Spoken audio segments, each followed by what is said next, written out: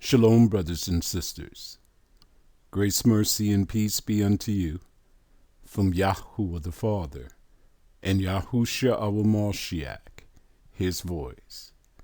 Hear, O Yasharal, Yahuwah our Mighty One is one Yahuwah. This is Brother David coming to you again to bring you the daughters of Sarah. This is part 3. Beautiful. Now I struggled through part 2. I had to implicate our mothers. That's a no-no, isn't it? Don't speak about your mom, nobody else's mother. Don't speak about women, period. But Yahuwah has brought me here because I'm bold.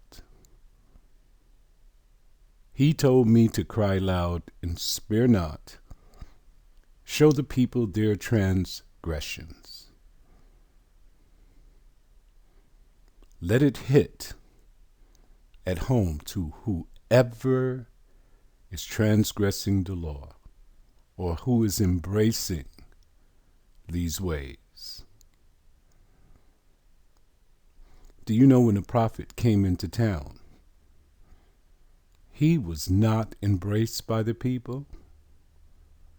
They were in fear for their lives because they knew that judgment was coming.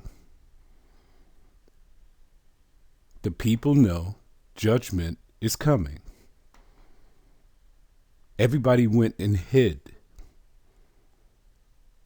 Look at the comment board. It's a desert. Just a few brothers have spoken and one young lady. This is hitting home. This is what we need to speak about. Change has to be made, or we will lose our sisters. Look at the woman here in question. What is the word? Beautiful. And she is. I chose her because I remember reading how beautiful Sarah was. And we're talking about a daughter of Sarah. So she or Sarah must have looked like this. Because this girl is gorgeous. But what's the difference? Sarah was a virtuous woman. Do you think she would come out dressed like this? I mean, this is normal for us. We see this every day, so we are immune to this image. But back then, because we have to return back to the old ways, which is the good way, so that we can find rest for our souls. Back then, do you think this would have been accepted? The only person who was supposed to see her like this was Abraham, not other men. Do you know that men are visual? When they look at a woman, they see her beauty, and they will lust after her. The woman causes men to sin. Who validates this woman? When she's going out into the streets to do whatever she's going to do, to go to school, to go to work, to go to play. The mothers. How do they do that? Well, they look at the young lady and they say, oh, your hair, it looks nice, it's beautiful. They didn't tell her to cover it. Oh, that outfit you have on, it is cute. They didn't tell her to cover her body. Let's see what Yahuwah has to say about that. Proverbs chapter 17, verse 15. Everyone, please pay very close attention. He that justifieth the wicked, and he that condemneth the just, Even, indeed, for surety, they both are an abomination to Yahuwah, the master of the universe. An abomination means hatred. He hates this. He hates this behavior. You will find your bed in the lake of fire for this. What is justifying the wicked? If your daughter comes and she wants to go out scantily dressed, she's got the braids and everything in her hair, and you go to her and says, "Oh, that's a cute outfit. Oh, your hair looks cute." You have justified the wicked. You've promoted this wickedness. You're going to see later what I'm talking about. That's an abomination unto Yahuwah. Men, when we cover up the sins of our mothers, make it a no-no to speak about it, and not expose their wickedness, we've justified it. We cannot do it. We have to come out of this thing. In order to come out, we have to expose all of the wickedness of the children of Yasharal. Every prophet did it. What is this about condemneth the just? I'm going to use myself as an example. I'm speaking on behalf of Yahuwah. I am using his word to bring forth these truths. If you condemn me, you are an abomination to Yahuwah. If you say anything bad about Brother David and what he is doing here, you'll find your bed in the lake of fire. According to the scripture here, this is very serious. In order to save the rest of us that are left that should make it in, we have to expose this wickedness. Let's begin. Proverbs chapter 5, verse 3 to 4.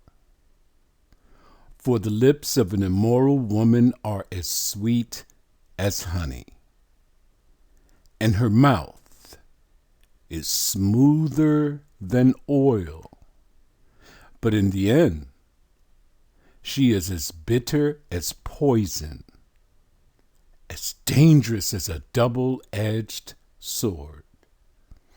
What is an immoral woman? Morality comes from the book. The immoral woman doesn't know the book, nor does she follow the book.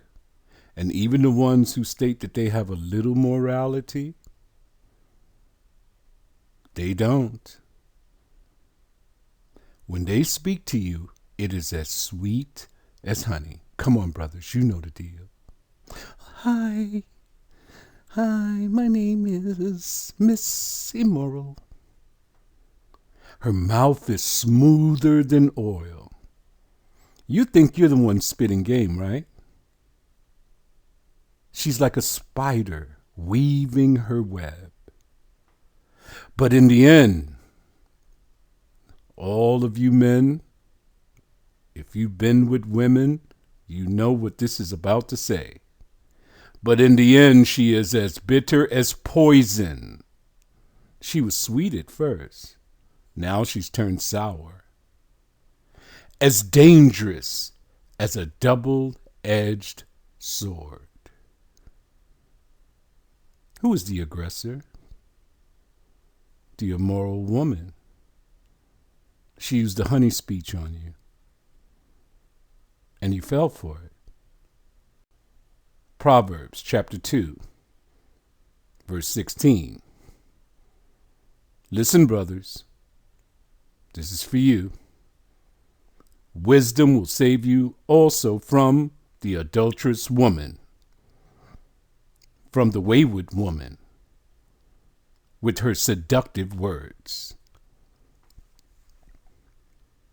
Seductive, seduce. Who is the aggressor? The adulterous woman. The wayward woman. What's going to save you, brothers? Wisdom. What is wisdom?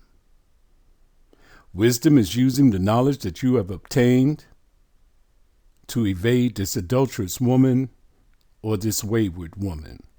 The wayward woman doesn't follow the ways of Yahuwah. What is an adulterous woman? She's married. Yet she's out there seeking hookups. She doesn't tell you she's married, does she? And you don't care. Because she has given you the honey speech and those seductive words, and your gonadal region starts to vibrate. All you want to do is go into her. No investigation whatsoever. What's going to save you? Wisdom. If you found her in the streets, in the club, or any of these places, she's not for you. Now, this adulterous woman is married. And she'll tell you, oh, no, me and my husband, we broke up. We are separated. You go into her, you have committed adultery. She is still married to this man. The only way she is not married to the man is if he has written her a letter of divorce. Do you understand that? If she divorced him or she left him, she is still married to him. The only way out for her is if he is dead or if he wrote her a letter of divorce. Otherwise, you are committing adultery. What's going to save you, brothers? Wisdom. Proverbs chapter 22, verse 14. The mouth. Listen. The mouth of an adulterous woman is a deep pit. Look at the analogy that is being used here. Do you know what a pit was used for when you go hunting and you chase the animal and he falls into the pit and then you kill him and eat him? Well, in that pit is also some spikes that you can fall on. Look at the analogy that is being used. Her mouth of this adulterous woman is a deep pit. A man who is under Yahuwah's wrath falls into it. Are we or are we not under Yahuwah's wrath because of our transgressions of the law? How do you not fall into this pit, brothers? Wisdom. Who is the aggressor? The adulterous woman. What does she use? Her mouth. Do you see what Yahuwah has done? The woman has surpassed the man. She is the curse for us. The same way, brothers, that we have been disobedient to our Father, he says, I am going to turn those whom I have given to serve you, I'm going to turn them against you. And when the woman is against you, brothers, you are finished. What's going to save you, though? Wisdom. Proverbs chapter 6, verse 23 to 29. For their command is a lamp and their instruction a light. Their corrective discipline is the way to life. What is he talking about? The law, statutes, judgments, and commandments. Wisdom. It will keep you from the immoral woman. You see that? You have to have some knowledge, brothers. You cannot just go out there using your gonadal region. That's what they're using against you. They know if you see it, you're going to want it. and they will flaunt it and suck you into their bed and then destroy you. What is it going to save you from? The smooth tongue of a promiscuous woman. The immoral woman, she doesn't have any morals. The promiscuous woman is sleeping with multiple sexual partners, maybe 5, maybe 10 in her resume. Her phone is filled with numbers. She can call this man at any time of the night and he'll come running with money or whatever just because he wants to get into her bed. Don't lust for her beauty. You got that? Don't let her coy glances seduce you. Who is the aggressor? You thought it was you. She sucked you in with those clothing that she had on. She sucked you in with that beautiful hairdo that she has. She sucked you in with that shape, showing off her body and that beautiful face. And then she uses this coy, innocent glance, and you fall for it. For a prostitute will bring you to poverty. But look at this. It's going to make a turn here. But sleeping with another man's wife will cost you your life. Do you see that, brothers? What's going to save you? Wisdom. Can a man scoop a flame into his lap and not have his clothes catch on fire? That's a question. Can you answer it? Can he walk on hot coals and not blister his feet? That's a question. Can you answer it? So it is with the man who sleeps with another man's wife. He who embraces her will not go unpunished. Even if you repent and turn away from your sinful nature, you are still going to have to pay the penalty for this. What is she going to do? If you have a baby from her, you're going to have to pay child support. You're going to still be in her life for, 20 years? Her mouth is going to rip you to pieces. She's going to turn into poison. You're trying to crawl out of that pit, and it seems endless, brothers. What's going to save you from this immoral woman, the promiscuous woman, the prostitute, and the adulterous woman? Wisdom. And this is what you have to learn how to evade. You see that coy glance? That's a signal. We didn't know this before. She's sucking you into her bed. You look at her and you see nothing wrong. She looks so sweet. She is so innocent, so chocolatey.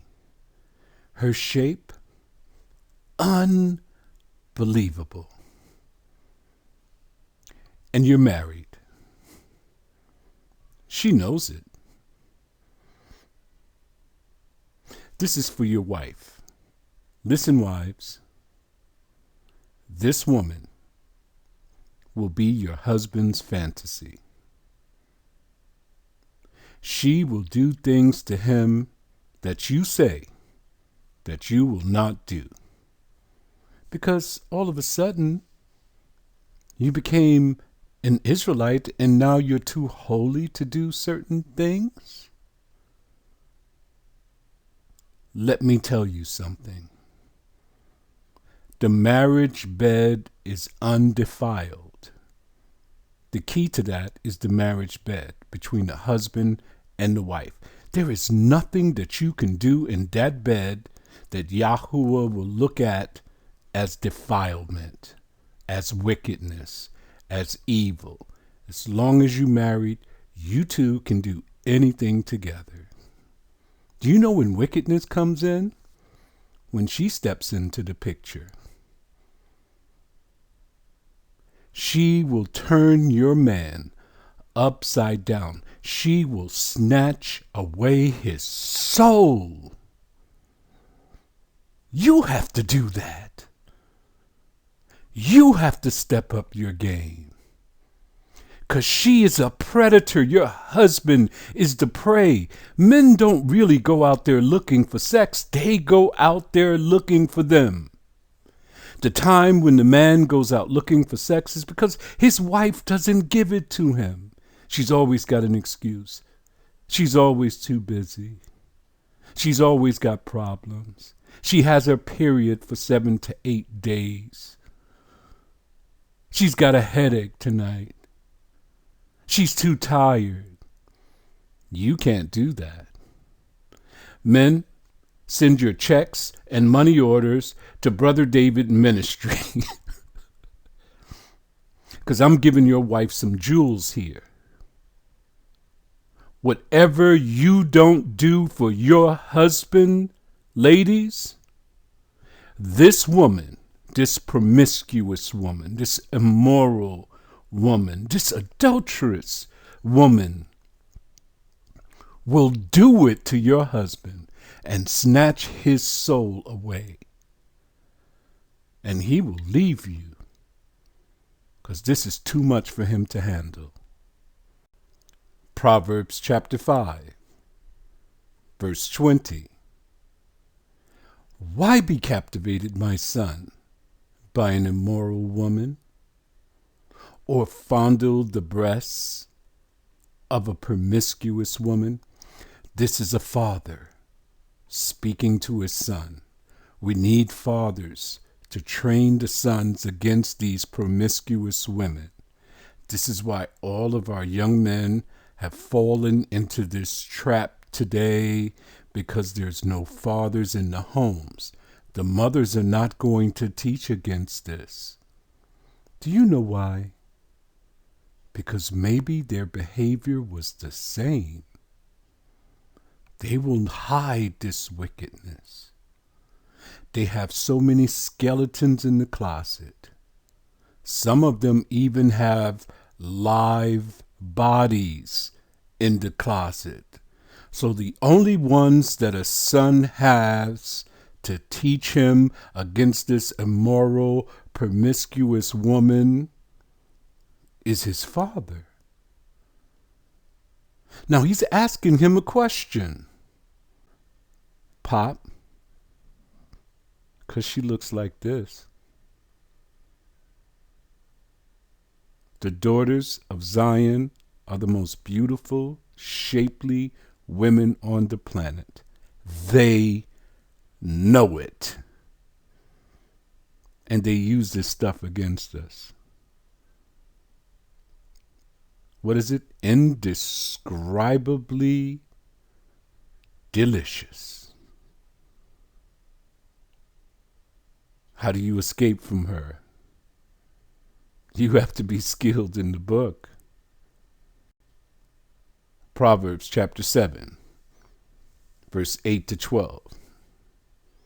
Listen to this story. He was crossing the street near the house of an immoral woman. Strolling down the path by her house. It was at twilight in the evening as deep darkness fell. The woman approached him, seductively dressed and sly of heart. She was the brash, rebellious type, never content to stay at home.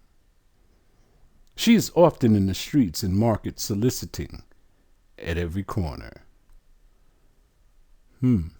She's immoral. She's not skilled at all in the law. She doesn't want to be. She doesn't want this. She doesn't want to be lined up according to Yahuwah. In her mind, it diminishes her. She is seductively dressed. She's out there just to suck men into her bed. She is brash. She will approach you. She is rebellious. She's always got her feet in the streets. She's often in the streets and markets soliciting. At every corner? What is she soliciting? Is she selling something? No. She's out there to pick something up. Could be you, brothers, if you fall into this trap. You see her walking down the street. Look at the shape. Look at that color, those lips. Look at the nails. She is just oozing sex. This is forbidden in our culture for a woman to walk around like this. This is like her just having a little piece of cloth on her body. She's out there to lure you into her bed. Remember, it's a deep pit. This is what some of them look like. When you see this woman, brothers, you have to go the other way. She's not for you. She has no morals. Once you see them out there dressed like this, showing off their stuff, she has no morals. Get it in your head. Wisdom is going to save you from her. Proverbs chapter 23, verse 27 to 28. A prostitute is a dangerous trap. A promiscuous woman is as dangerous as falling into a narrow well. Let's see who the predator is. She hides and waits like a robber. Do you know the lion, when they're hunting, you know the lioness is the one who does most of the hunting, right? She crouches down. She hides. She waits for the prey to pass. Then she pounces on them and kills them. Look what she does. She's eager to make more men unfaithful. Unfaithful to what, Brother David? To the law, statutes, judgments, and commandments. She makes men transgress the law. She is a trap. She's a narrow well. She is the robber. She's there to destroy you, men. And this is how she lays her trap. She walks around like this.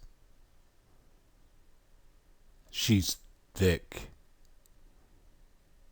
She's pretty. She's chocolatey. When she walks down the street, there's an uproar. The men go crazy. She snatches souls just with her appearance. Wives, at home, this is what your men are fighting against every day when they go out in the streets. When you're at home, you should be dressing sexy just like this, luring him into your bed. It is permitted. You are his wife. You can do this. It is not a bad thing. Be sexy. You snatch away his soul. Stop being so holy. When you're at home, be a woman.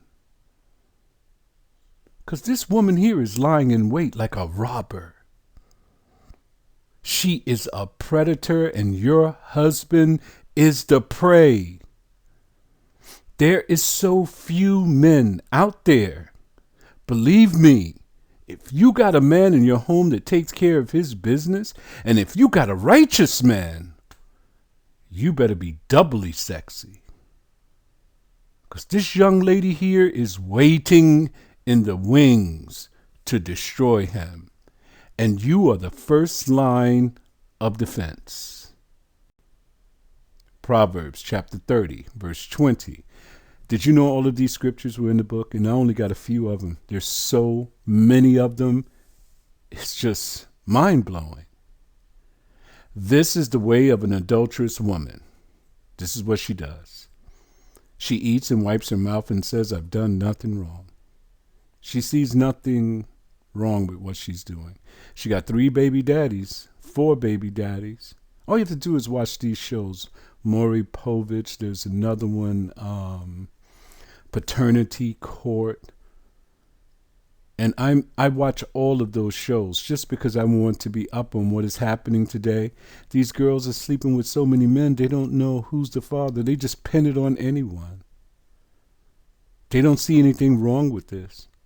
They stand up in the court and they try to make the brother, with their mouth, try to make the brother look like dirt, like he is some kind of deadbeat dad. Then it comes to find out that the brother was right all the time. That was not his baby. You've seen it. This way of the adulterous woman is in America, Sodom and Gomorrah. She'll eat and wipe her mouth and say, I've done nothing wrong. Isaiah chapter 3, verse 16. Now, if you thought that there wasn't going to be a penalty for these actions, ladies, you're going to have the penalties here while you're in the lands of your captivity, and the penalty will also be in the end for you, death, the lake of fire. Yahuwah does not want any of this behavior in the kingdom. You won't be sucking men into the grave there. And if you do, you and the men will be killed immediately. It will be stopped, nipped in the bud from the beginning. Verse 16. Moreover, Yahuwah said, who sayest? Who said this? Is it brother David? Yahuwah said, because the daughters of Zion are haughty, arrogant. They look around and think that they are better than everyone else. And walk with stretched forth necks. They're like peacocks. And wanton eyes. Everything they see that looks shiny, they want it.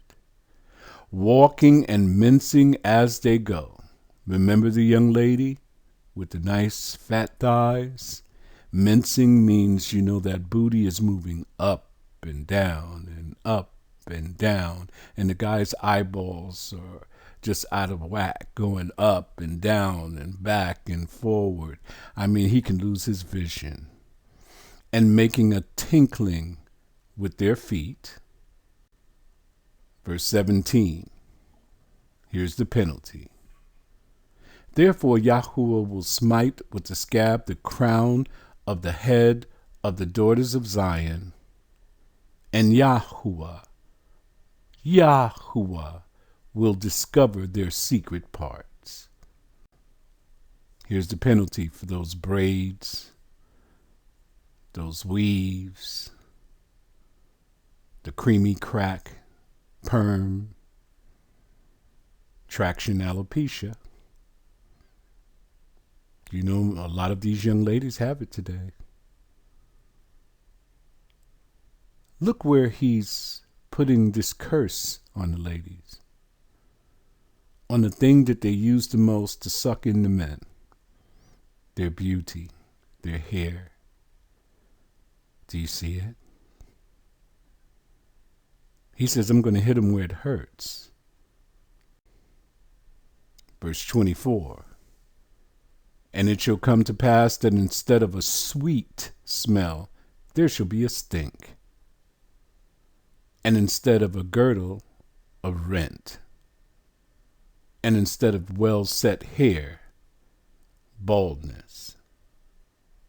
And instead of a girding of sackcloth, and burning instead of beauty. You know what the girding of sackcloth is? Is when the woman goes to repent. She's not going to do that. She's replaced it with her promiscuous evil ways.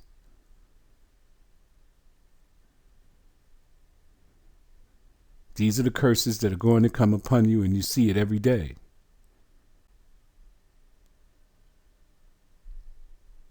They're gluing hair on their heads because they have to. Their hairline is back. It's burnt out. This is the curse that Yahoo has put on the ladies. They've caused so many men to sin. Their mouths are desperately wicked. They are destroying their daughters and their sons. Here's the penalty for it. While you're in captivity, what causes it to smell down there? My vagina. Okay. He said he was going to discover their secret parts. He said instead of a sweet smell, there was going to be a stink. Every female has a natural vaginal scent that can change throughout her menstrual cycle. A strong odor, however, brothers, pay attention, please, because you don't know about this. You need to know about this so you'll know what to look for. Wisdom will keep you from the immoral woman. A strong odor, however, can be a sign of an infection, particularly if she is sexually active. Do you know what sexually active means? It doesn't mean just having one partner. She has multiple sexual partners. Certain sexually transmitted infections, STIs, such as trichomoniasis, can cause a different odor. A woman's vagina is naturally filled with bacteria, but when there's an overgrowth of bacteria, brothers, and you're sticking your penis inside of there, the condition is called bacterial vaginosis and causes a fishy odor. When I was young, before I had sex, men told me that the vagina smelled fishy. So I expected when I went into a woman for the first time that I was going to smell a fishy odor. This is what they told us. This is supposed to be natural. It is not. It is a curse for a woman's vagina to stink. Yahuwah says, I will discover their secret parts. And instead of a sweet odor, there's going to be a stink, an infection. Look what comes next. Not all vaginal odors are caused by an infection. Really? However, for example, poor hygiene. How do you know, brothers, that woman, with the thick thighs, walking and mincing as she goes, the one that walks down the street and all of a sudden you see sunshine? How do you know if she knows how to cleanse her vagina?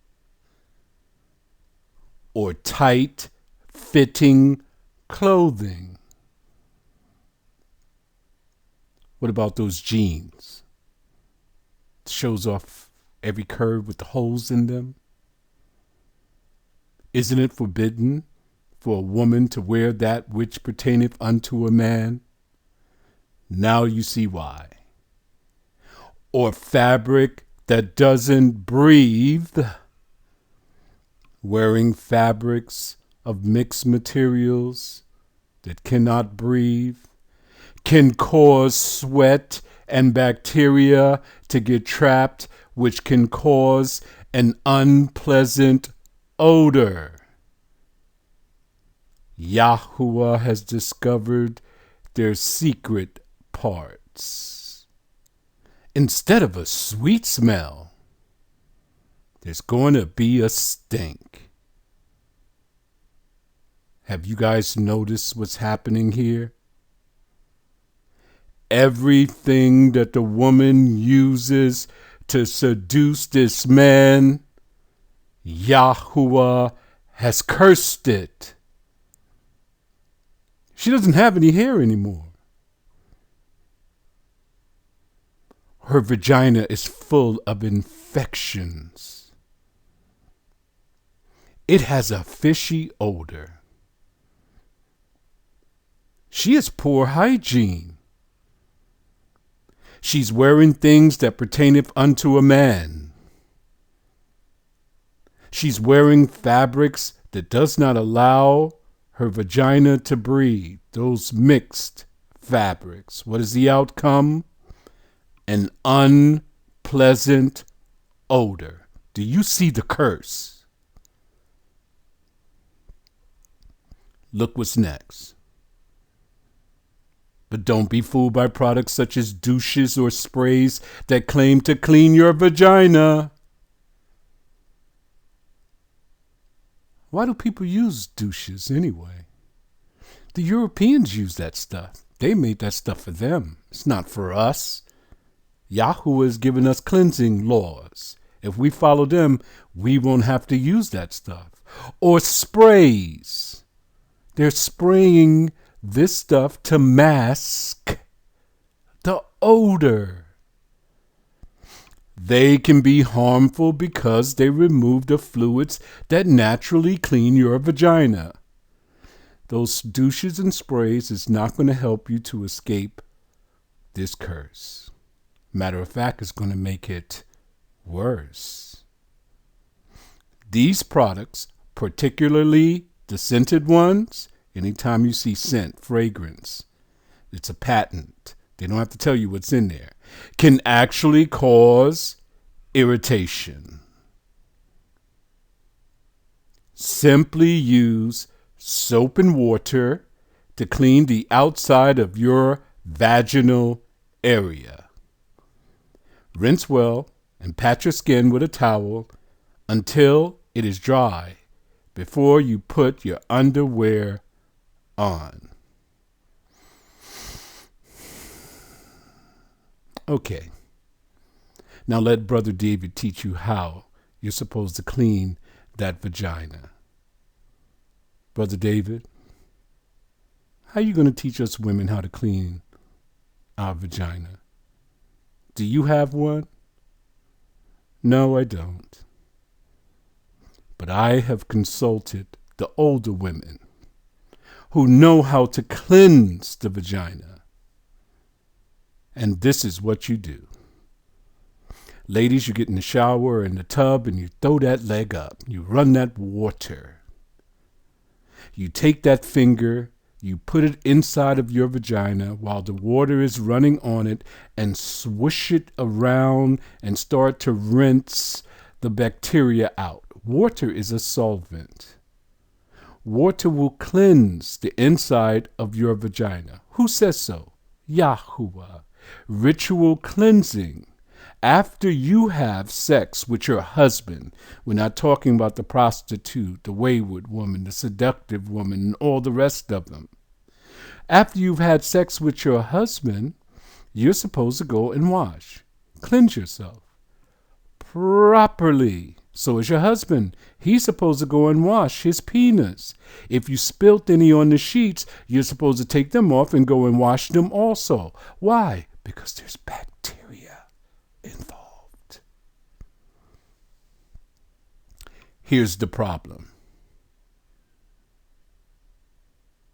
Most of the women today cannot cleanse their vagina because they put these claws on their fingers. They're called nails. And they have all kinds of designs. And they're real long. They can't cleanse their vagina. If they do, they would scar up the inside. Men, women do not know how to cleanse their vagina, especially these young ones. I am giving you wisdom. Wisdom will save you from them. When you see that woman with these long fingernails, run. When you see those women with the long weave and all the braids and all that stuff, and they're out there wearing it outwards, run. When you see the women with the tight jeans on and the holes in them, run. When you see them with the tight-fitting clothes on, run, because they may have the stink. That's the name of the curse.